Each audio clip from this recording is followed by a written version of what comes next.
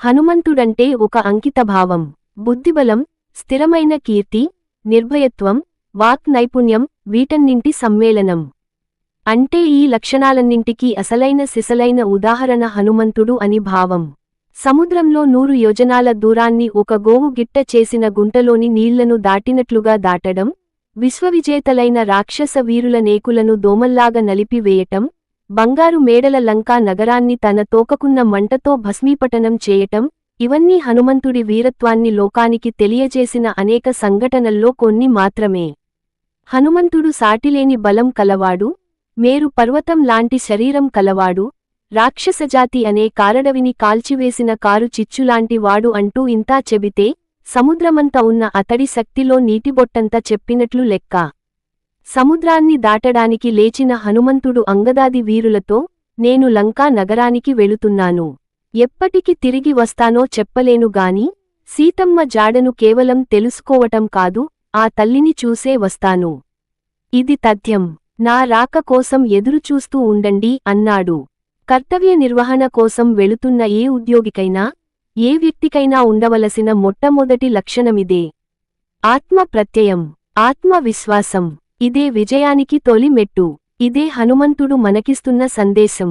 నీవెవరివి అని ఎవరైనా అడిగితే హనుమంతుడు తన గురించి తాను చెప్పుకొనే మొదటి మాట, నేను కోసలేంద్రుడి దాసుడి, నీ. కొంచెం వివరంగా చెప్పమంటే, ఎంత అసాధ్యమైన కార్యాన్నైనా అనాయాసంగా నెరవేర్చగలిగిన శ్రీరామచంద్రుడి సేవకుడిని అంటాడు. మనం మన సంస్థ తరపున మరొక సంస్థకు వెళ్ళినప్పుడు మనల్ని పరిచయం చేసుకోవలసిన విధానమిదే. నేను ఈ విధమైన ప్రశస్తి కలిగిన ఈ సంస్థకు సంబంధించిన ఉద్యోగిని. నా పేరు ఫలానా. మన వలన సంస్థకు, సంస్థ వలన మనకు కీర్తి రావటమంటే ఇదే. ఇదే హనుమంతుడు మనకిస్తున్న సందేశం. వినయం వల్లనే వ్యక్తిత్వం రాణిస్తుంది అనేదానికి హనుమంతుడే నిదర్శనం. ఆయన సముద్రాన్ని దాటి, అబ్బా! ఇది సామాన్యమైన పని ఏమి కాదు. మాలో ఏ 4-5 దీనికి సమర్థులు అంటూ సుగ్రీవుడి పేరు, మరొక 2-3 పేర్లు చెప్పి, చిట్టచివరనే తన పేరుని చెప్పుకొన్నాడు. మనకంటే పెద్దవాళ్లు మన బృందంలో ఉన్నప్పుడు మనం ఎంత గొప్పవాళ్లమైనా వారి పేర్ల తర్వాతే మన పేరు చెప్పుకోవటమే బెట్టుగా ఉంటుంది. ఇదే హనుమంతుడు మనకిచ్చిన సందేశం. మనకన్న అధికుల ముందు అణిగిమణిగి ఉండటం మనకు అవమానమేమి కాదు.